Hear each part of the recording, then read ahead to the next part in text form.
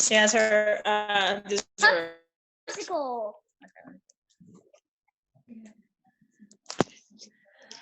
Oh, hello, hello. Hi.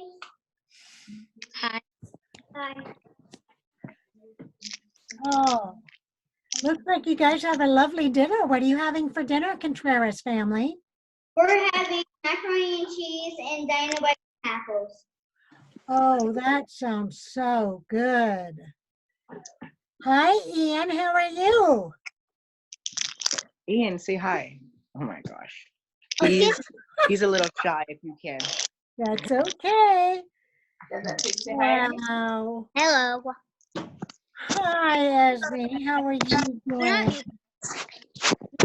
Good. Oh, good. And let's make that. Oh, there we go. See everybody now. Is anyone else coming on? Oh, I think that we're waiting for I did see the Winters pop in. There they are. Good. Very good. Wow, it was such a beautiful day today, wasn't it? It's an awesome day. So happy to have the sun shining again. We actually were outside. Yes. Well, I suppose we can play outside even when it's raining, but it's much more fun to play outside when it's sunny weather. So that's good. Definitely more funner in the rain. You like playing in the rain? That's fun, isn't it? I do too. I like playing in the rain. Aiden, Like when it's Carter, wet. Cooper. And how's the Winter family? What are you doing for dinner, Jane? In the backyard, and I splashed an eye in my mouth. Oh, you have something in your mouth. Okay, very good. Well, before we get started with the stories, I wanted to tell you guys that this month is April, and April is a very important month because it's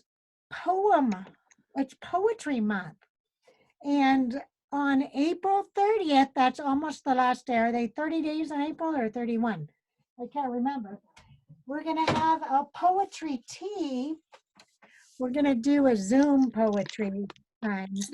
And I want you guys to memorize a poem and share it for our poetry tea. Yes. April has 30 days. Thank you for clarifying that. So the last day of April, which is only 15 days away because today is April 15th, we're going to do poetry tea, and you guys are going to say try to memorize a poem if you can, and say it for us during our poetry tea time. So tonight, to start us off, to get us in the mood of poetry, I found this book on my bookshelf. I love going to my bookshelf and seeing all the different books that I have. I thought, I wonder when I got that one. But this one is called Poems to Learn by Heart. So we're going to read two together. And I'm not saying that you have to memorize these poems, but I just thought, oh, I might as well share a couple that I have in this book. Okay, so I'm going to share my screen. And then we're going to, after we do our poems, we'll go into our 3 stories. Okay, here we go. Share screen. I got to be really good at this now, huh? Because I've been doing it for, let's see, share. There we go. Okay, this poem is called My Shadow, and I bet a lot of you have already heard this one a million times, but I'm going to tell it to you anyway. Okay. Are you guys in there? Let's get you up there. Okay. My Shadow. Now you can say it with me if you want, or you can just listen. By Robert Louis Stevenson. I have a little shadow that goes in and out with me And what can be the use of him is more than I can see. He is very, very like me from the heels up to the head, and I see him jump before me when I jump into my bed. The funniest thing about him is the way he likes to grow. Not at all like proper children, which is always very slow. For he sometimes shoots up taller like an Indian rubber ball, and he sometimes gets so little that there's none of him at all. He hasn't got a notion of how children ought to play and can only make a fool of me in every sort of way. He stays so close beside me. He's a coward, you can see. I'd think shame to stick to Nursey as that shadow sticks to me. One morning, very early, before the sun was up, I rose and found the shining dew on every buttercup. But my lazy little shadow, like an errant sleepyhead, had stayed at home behind me and was fast asleep in bed. And there is a picture of a little girl and her shadow. Wouldn't it be fun to even take a picture of you with your shadow? If you guys have time, you should do that. I think that would be fun. But you have to go outside at just the right time. I've done it before. You have? Oh, I have never taken a picture of me and my shadow. I'm going to have to do that. Okay, here's another little funny poem, and then we'll get to our stories. It's called If Little Red Riding Hood. All right, because we're going to do some stories tonight that happen to have a wolf, and I thought this would be kind of a fun one to do. All right, let's see here. If Little Red Riding Hood had a dad, perhaps things wouldn't have turned out so bad.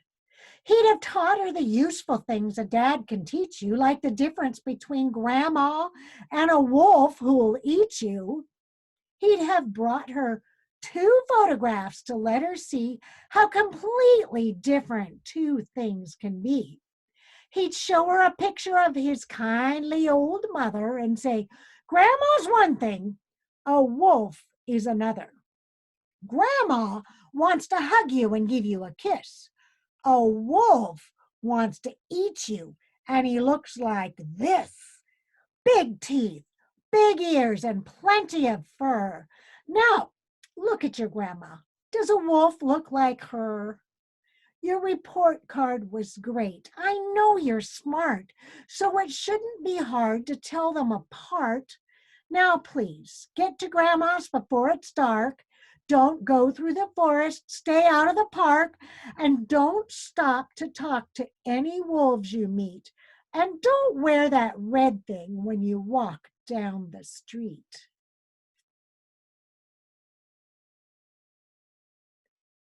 What do you think? You think she'll be able to tell the difference between Grandma and the wolf?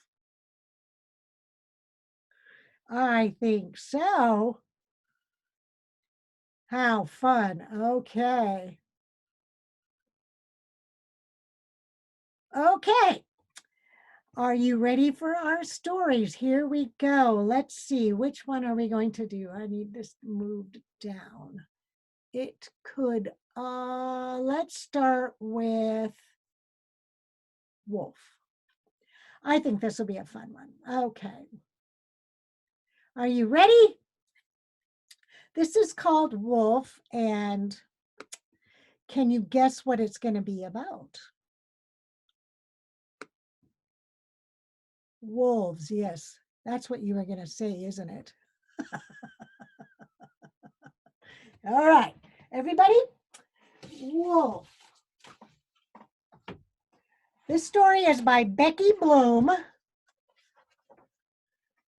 And I really like the pictures that Pascal Beat drew. They're quite funny. All right, here we go. Here's the town. People are kind of, woe is me, bored. They probably have the coronavirus. Everybody's staying home.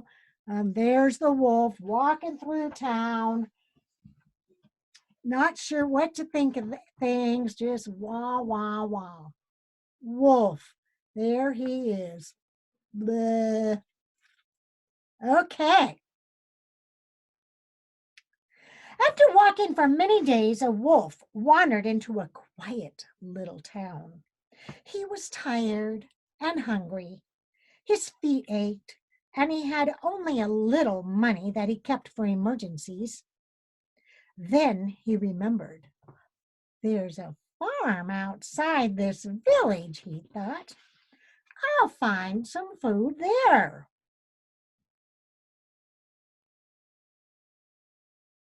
As he peered over the farm fence, he saw a pig, a duck, and a cow reading in the sun. The wolf had never seen animals read before. I'm so hungry that my eyes are playing tricks on me, he said to himself.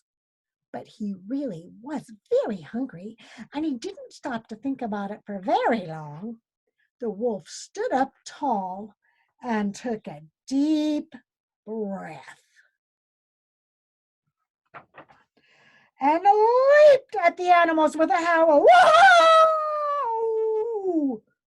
Chickens and rabbits ran for their lives, but the duck and the pig and the cow didn't budge. What's that awful noise? Complained the cow. I can't concentrate on my book. Just ignore it, said the duck. The wolf did not like to be ignored. What's wrong with you? Growled the wolf. Can't you see I'm a big, dangerous wolf? I'm sure you are, replied the pig, but couldn't you be big and dangerous somewhere else? We're trying to read. This is a farm for educated animals. Now be a good wolf and go away, said the pig, giving him a push. The wolf had never been treated like this before. Educated educated animals, the wolf repeated to himself. This is something new. Well then, I'll learn how to read too. And off he went to school. The children found it strange to have a wolf in their class, but since he didn't try to eat anyone, they soon got used to him. The wolf was serious and hard-working, and after much effort, he learned to read and write. Soon, he became the best in the class. Feeling quite satisfied, the wolf went back to the farm, and he jumped over the fence. I'll show them, he thought, and he opened his book and he began to read. Run, wolf, run. See, wolf, run. You've got a long way to go, said Duck, without even bothering to look up. And the pig and the duck and the cow went on reading their own books, not the least impressed. The wolf jumped back over the fence and ran straight to the public library. He studied long and hard, reading lots of dusty old books, and practiced until he could read without stopping. They'll be impressed with my reading now, he said to himself. The wolf walked right up to the farm gate and knocked, and he opened The Three Little Pigs and started reading. Once upon a time, there were three little pigs, and one day their mother called them and told them, "Stop that racket," interrupted the duck. You have improved," remarked the pig, "but You still need to work on your style. The wolf tucked his tail between his legs and slunk away. But the wolf wasn't about to give up. He counted what little money he had left, and he went to the bookshop and he bought a splendid new storybook. His first very own book. He was going to read it day and night, every letter and every line. He would read so well that the farm animals would admire him. Ding dong, rang the wolf at the farm gate, and he lay down on the grass and made himself comfortable, took out his new book, and began to read. He read with confidence and passion, and the pig, the cow, and the duck all listened and said not a word. Each time he finished a story, the pig and the duck and the cow asked if he would please read them another. So the wolf read on, story after story. One minute he was Little Red Riding Hood. The next, a genie emerging from a lamp. And then a swashbuckling pirate. This is so much fun, said the duck. He's a master, said the pig. Why don't you join us on our picnic today? Offered the cow.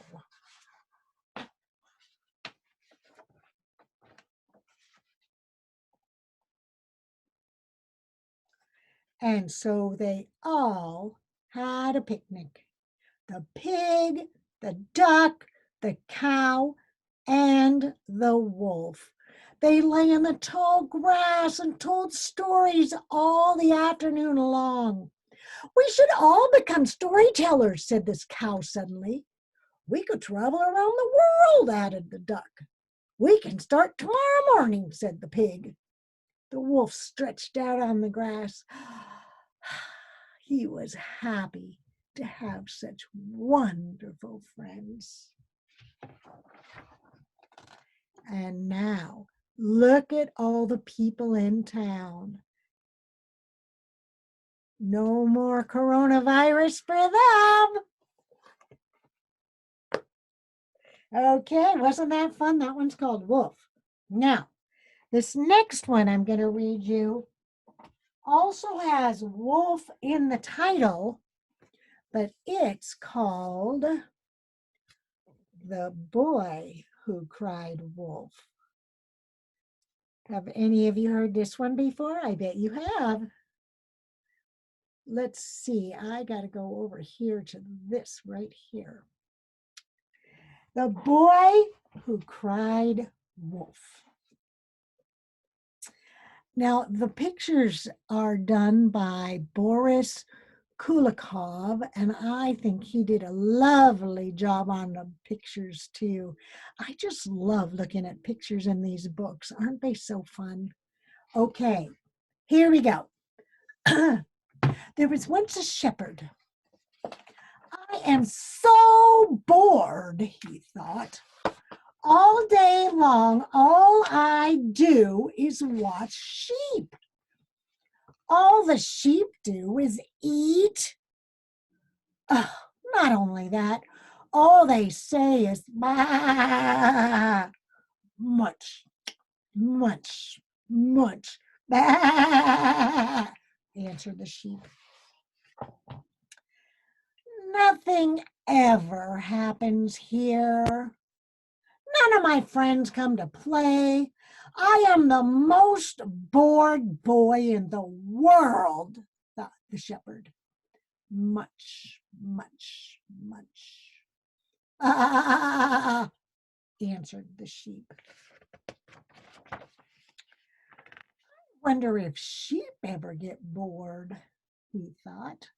and he decided to teach the sheep some tricks. I don't know what tricks he was teaching them, but he's teaching them.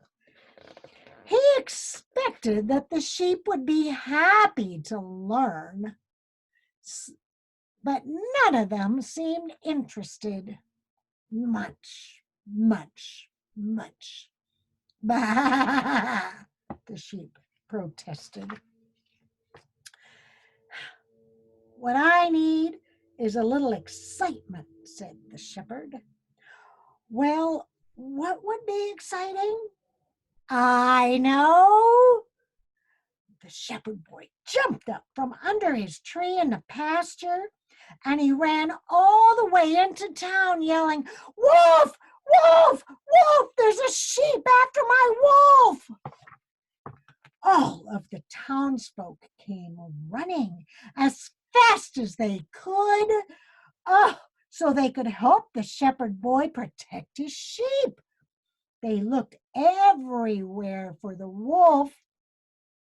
No wolf in the pasture. No wolf on the hill. No wolf in the forest. One of the shepherd boy's friends stayed with him for the rest of the day to make sure that wolf was really gone. That was a fun afternoon, thought the shepherd boy. But the next day, munch, munch, munch.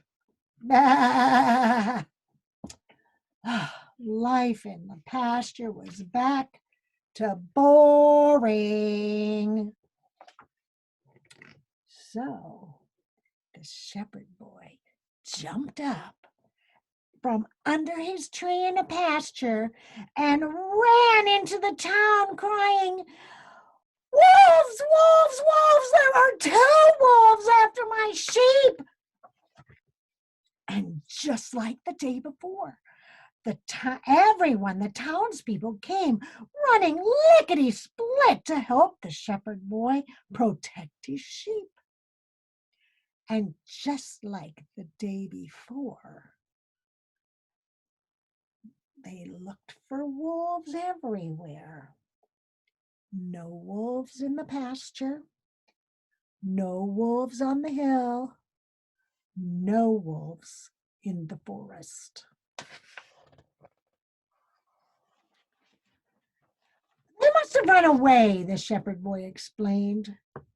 One of the boy's friends stayed with him for the rest of the day, this time to see if there really was a wolf.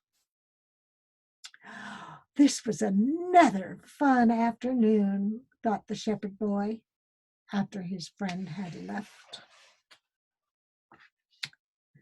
The next day, just when the shepherd boy was beginning to get bored again, he heard lunch, lunch, lunch, grrr, and lunch, lunch, lunch, grrr. Lunch, lunch, lunch, grrr. And there, by the edge of the pasture, were 3 big, hungry wolves. The sheep started running in all directions, and for the 3rd time, the shepherd jumped up from under his tree in the pasture and ran into town, and this time yelling, "Wolves, wolves, wolves! There are 3 wolves after my sheep!" But this time, no one came to help. This time, no one believed him. And the shepherd boy spent the rest of the day looking for his sheep all by himself.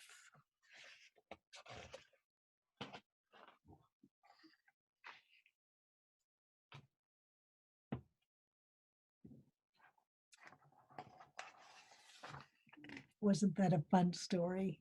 Do you see the sheep? I guess the sheep learned how to climb the tree, didn't they? Okay, we have one more story, and I really like this story. I think it's kind of an appropriate story for when we're kind of stuck at home together. Sometimes we get a little tired of the same old thing. But this, I think, is a great story, and I think it's a good thing for us to remember that it could always be worse. Okay. I love this book. It's a good one, isn't it? Okay. This is by Margot Zemock or Zemosh. What do you think? Here we go.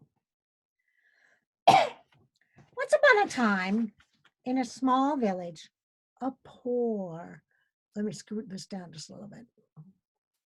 You can see it better. A poor, unfortunate man lived with his mother, his wife, and his 6 children in a little one-room hut. Because they were so crowded, the man and his wife often argued. The children were noisy and they fought. In winter, when the nights were long and the days were cold, life was especially hard. The hut was full of crying and quarreling. One day, when the poor, unfortunate man couldn't stand it any more, he ran to the rabbi for advice. Whoops, I skipped a page. Holy Rabbi, he cried, things are in a bad way with me and getting worse. We are so poor that my mother, my wife, and my 6 children and I all live together in one small hut. We are too crowded and there's so much noise. Help me, Rabbi. I'll do whatever you say. The rabbi thought and pulled on his beard. At last he said, tell me, my poor man, do you have any animals, perhaps a chicken or 2? Yes, said the man. I do have a few chickens, also a rooster and a goose. Ah, fine, said the rabbi. Now go home and take the chickens, the rooster, and the goose into your hut to live with you. Yes, indeed, Rabbi, said the man, though he was a bit surprised. The poor, unfortunate man hurried home and took the chickens, the rooster, and the goose out of the shed in his little hut. And he put them inside. Oh, and he brought them into his little hut. When some days or weeks had gone by, life in the hut was worse. Now, with the quarreling and crying, there was honking and crowing and clucking. There were feathers in the soup. The hut stayed just as small, and the children grew bigger. When the poor, unfortunate man couldn't stand it any longer, he again ran to the rabbi for help. Holy Rabbi, he cried, see what a misfortune has befallen me. Now with the crying and quarreling, with the honking and clucking and crowing, there are feathers in the soup. Rabbi, it couldn't be worse. Help me, please. The rabbi listened and thought. At last he said, tell me, do you have a goat? Oh, yes, I do have an old goat, but he's not worth much. Excellent, said the rabbi. Now go home and take the old goat into your hut to live with you. Oh, no, do you really mean it, Rabbi? Cried the man. Come, come now, my good man, and do as I say at once, said the rabbi. The poor, unfortunate man tramped back home with his head hanging, and he took the old goat into his hut.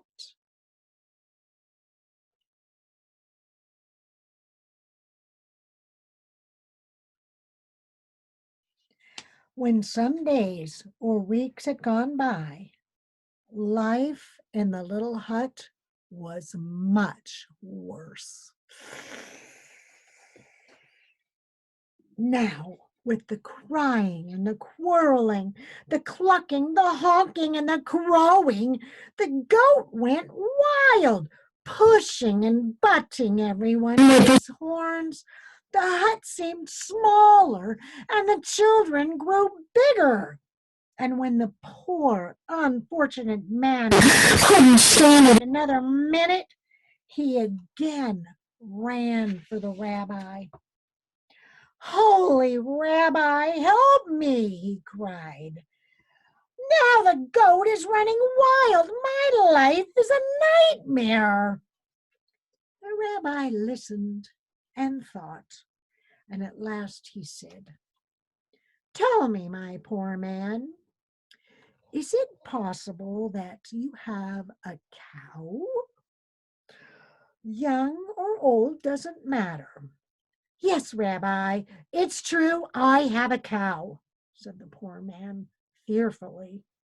Go home then, said the rabbi, and take the cow into your hut. Oh, no, surely not, Rabbi, cried the man. Do it at once, said the rabbi.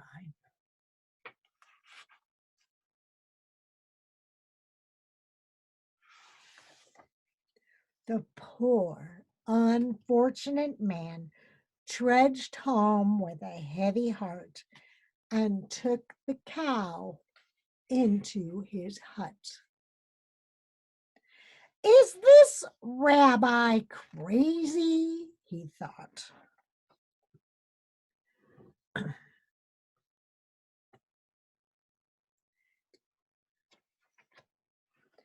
When some days or weeks had gone by, life in the hut was very much worse than before. Everyone quarreled, even the chickens. The goat ran wild. The cow trampled everything. The poor man could hardly believe his misfortune. At last, when he could stand it no longer, he ran to the rabbi for help. Holy Rabbi, he shrieked. Help me, save me. The end of the world has come. The cow is trampling everywhere, and there's no room even to breathe. It's worse than a nightmare. The rabbi listened and thought, and at last he said, Go home now, my poor unfortunate man, and let the animals out of your hut. I will, I'll do it right away, said the man. The poor, unfortunate man hurried home, and he let the cow, the goat, the chickens, the goose, and the rooster out of his little hut. And that night, the poor man and all his family slept peacefully. There was no crowing, no clucking, no honking. There was plenty of room to breathe. The very next day, the poor man ran back to the rabbi. Holy Rabbi, he cried, you have made life so sweet for me. With just my family in the hut, it's so quiet, so roomy, so peaceful. What a pleasure.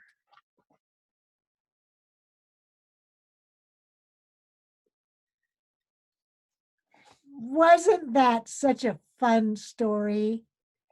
Doesn't that make you go, I guess it's not so bad at home. Oh, I'm glad you liked it. Yes. Oh, Micah liked it. Well, so now you guys, I have 3 more stories that I read you. I love that. And we read 2 poems. And don't forget, you're going to see if you can find a poem that you can memorize to share with me. And I'll have to find another poem to memorize and share with you too. Has to be, maybe I'll do my shadow. I've never memorized my shadow before. That's that first poem that we read.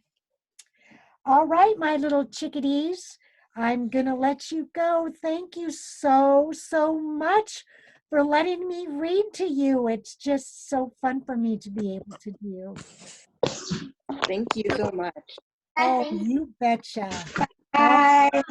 It's really fun looking at books. Thank you. Bye, thanks for reading. You liked all that? So you can tell me which one you liked the best. Which one of tonight? We had 3.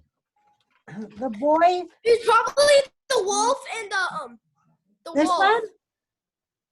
Or the first No. one where the wolf learned how to read? The wolf. I don't know where that The book wolf that was. learns how to read. The wolf that learns how to read. That was kind of a fun one, wasn't it? The wolf who learned how to read. And then Mine this is the is- boy who cried wolf. And then this is the man who had terrible. Always get worse. Well, if you guys know how to draw a wolf, you should draw me a wolf and send me a picture. I think that would be fun. I can't wait to see yours, Aiden. I liked it. The last one. The last one, you like this one? It could be worse, where the man had to bring everything in his house. Yeah, I love Yeah, I liked that one the most too. Me too. That was a good one. I like that. I have heard that story before. You've heard that story before? Yeah. I think that you've probably heard a lot of my stories before because you guys have numbers of people. That's good. But it's always fun to hear them again too, isn't it? Yes. Okay. It's going to be another beautiful day tomorrow. You guys are going to go outside and play and find a wolf picture and memorize a poem. Okay. Yeah. Okay. Thanks for reading. Bye-bye. Thank you for reading. Betcha. Thanks for reading. Guys, thank you for Bye. Thanks for Thank reading. you, Miss Kathy.